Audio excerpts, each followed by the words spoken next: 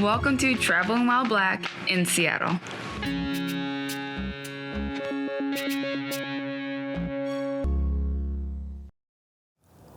Hey, what's up? I'm Anthony. This is my wife, Marley, and welcome to another episode of Traveling While Black in Seattle. Yes, welcome back, everyone. As a brief reminder, our show is based on our experiences in and around Seattle, and we base those experiences off of how good of a drive it was, how much fun we had, and most importantly, how comfortable do we feel as Black people visiting for the first time. Since moving to Seattle, people have been recommending us to take a drive on down to Portland to check it out, and it seems like Seattle and Portland are kind of similar, more like sister cities. Yep. So for this episode, we are taking a trip to Portland and checking the city out to give it an honest review. But as you know, we've been hanging out a lot lately with historians. And when we told them that we were headed to Portland, the first thing they brought up was the lash laws of the state. Yes, but we did give it an honest review. So check out the episode, and as always, let us know what you think. As we covered in episode 84, in 1884, George Bush, one of Seattle's eventual first settlers, first entered Oregon when he made it to the Pacific Northwest. There he was met with racism via its first Black exclusionary laws. Thankfully, the state of Oregon today doesn't have any laws reflecting anything as horrible as the Black exclusionary laws that were eventually repealed. Well, not that long ago. For real. I mean, the exclusionary clause wasn't removed from their constitution until 1926. Or how about the state didn't ratify the 15th Amendment, granting Black men the right to vote until 1959, 90 years after its federal adoption. Okay, not the greatest history, but we were still eager to check out the city of Portland, so to find out really what it was all about. To do that, we picked a place to learn a little about history of the city, a place that was most recommended for food in the city, and finally, a place that we can experience some Portland culture. Yep, we were also there to find out just how far the city has changed in 2022 from the state's racist past. Drive grade. The drive to Portland from Seattle was a little over 2.5 hours, and it was just a straight drive right down I-5. We have heard from multiple Seattleites that they regularly make the drive there and back in the same night. We weren't trying that feat on this trip, but we can see how it is very doable, being that the ride is not bad. Yep, the drive isn't bad at all. Even though the views weren't that special, at least on the day of our travel, the way down, it was pretty steady and moving. We will eventually be back to find the views we heard so much about within the state. Still, even with them lacking from this drive, we can give drive grade a 5 out of 5. Level of fun. So, like we mentioned before, we plan to check out a place to learn a little history of the city, a place that was most recommended for food in the city, and finally a place that we can experience some Portland culture. Our first stop was a history spot, which was the Pittock Mansion. The Pittock Mansion is a historic house museum that was originally built by Henry Pittock, who is credited with transforming the Oregonian into a successful newspaper.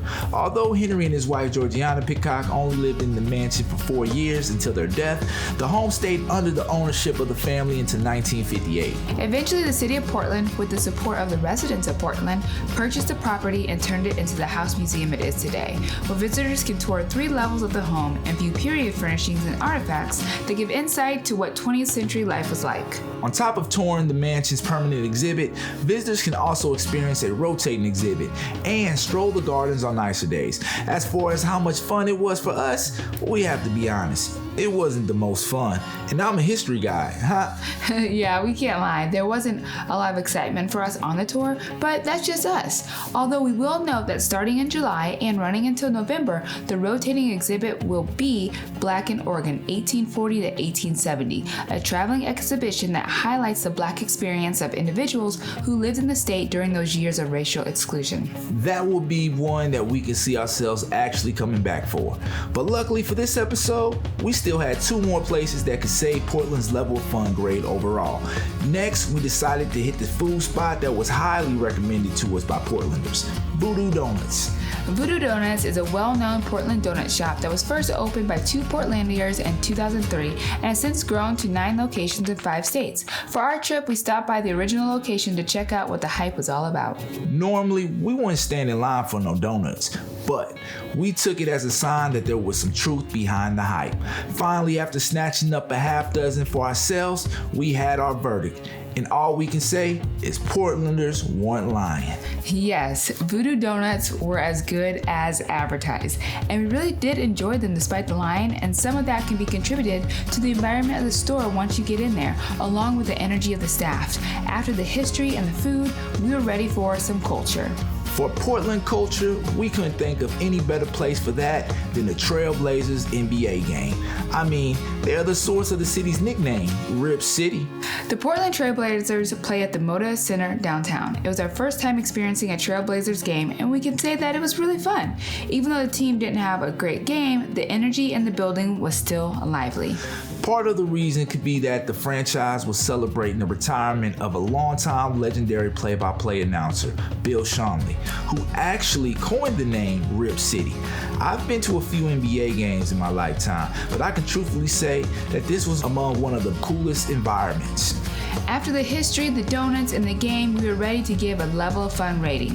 When we thought back on the day, we agreed that even though this day started off not that exciting, it actually got better with each experience. Yeah, what felt like in the beginning was going to be a disappointing experience definitely changed around quick. For level of fun for Portland, we'll give a 4 out of 5. Comfortability for Black people. So, Portland has this saying, keep Portland weird. And we can say that this was actually a weird one for us. What we mean is that on our trip, almost everyone we encountered and spoke to, well, almost everyone, was really friendly and engaging. But still, there was an interesting feeling in the air that didn't lend to 100% comfortability.